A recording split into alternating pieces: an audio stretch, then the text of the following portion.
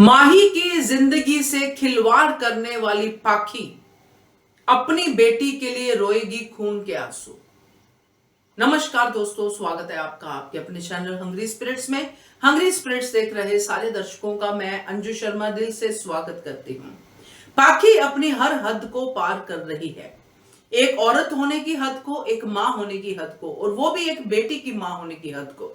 कोई भी माँ ऐसा नहीं करती है जो पाखी कर रही है, खेल रही है माही की जिंदगी के साथ। एक जिंदा इंसान को अपना खिलौना बना के अपनी एंटरटेनमेंट ढूंढ रही है, ये पाखी ड्रामा ढूंढ रही है।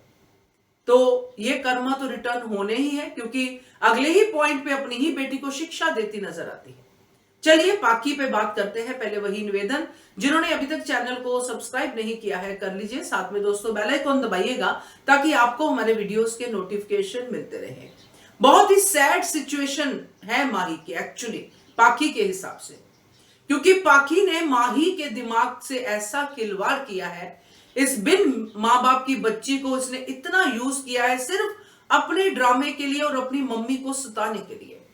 शायद पाखी भूल गई है कि माही एक जिंदा इंसान है।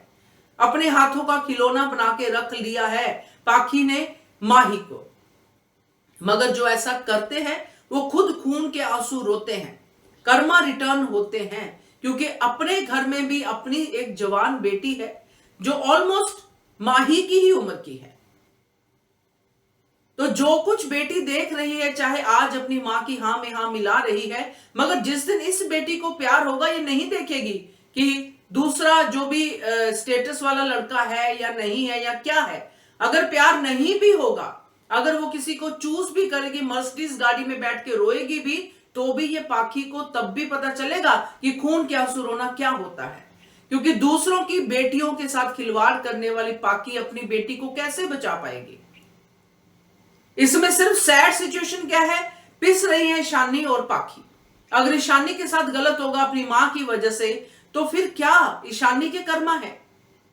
मगर मुझे जहां तक लगता है कि पाखी को ईशानी का तो दुख होगा ही होगा, क्योंकि ईशानी जैसे ही अपना रास्ता चुनेगी वो अपनी मां को पछाड़ देगी। क्योंकि मां को ये भी तो कर्मा मिलने हैं पाखी को कि उसने अपनी मां के साथ क्या किया। क्योंकि पाखी ना सिर्फ मां के साथ गलत कर रही है, बल्कि उसकी बेटी के साथ भी गलत कर रही है। टोटली गलत कर रही है, टोटली खिलवाड़ कर रही है। तो इस खिलवाड़ का जिसको किसी को नहीं पता है सिवाय शिवानी के, इसका हर्जाना तो पाखी को भुगतना ही पड़ेगा।